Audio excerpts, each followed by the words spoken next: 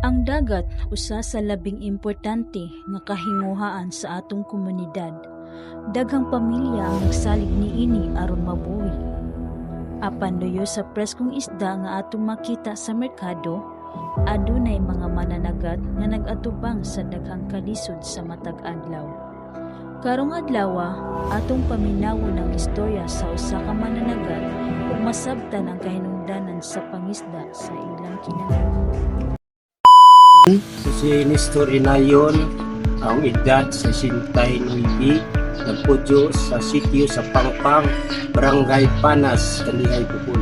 Sir, pila na po kakatuig na nagat, sir? 35 na tuig. Ano sa imong mga gamit sa panagat, sir? Utsay, sa katsan, O kanang unsod. punsod? Unsod na ang panagat. Hmm. Ay, naku, katabang kay hindi naman akong panganabuhi. Sa una rin din ng mabagal ko sa akong asawa at nangulit pa ito. Sabi lang sa diha na bin sa diha kaya mo uswila. Mabagal ko kanina. Pero baik panagat. Pagkatanon, isod niyo, iwalis lukot ang isod. Di makasudan. Isahay gani nga, di makasudan. Tulo ra kabuk, maigo tulo kabuk, unumi. Majul pug tulo og taging inigo kada kuha. Gagmayra po. Hindi na duwa ng nahuman. Inabagan na ang ahong asawa. Pamaylo. Panidating lang mga. Isip usa ka mananagat, sir, kanang usa po imong kalisod nga naagian sukad-sukad. Sakit ha.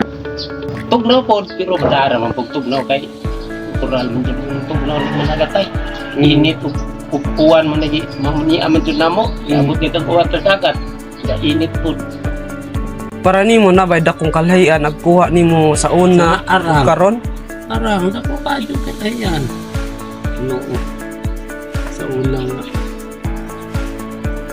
yung bit-bit mo ang kuha karon.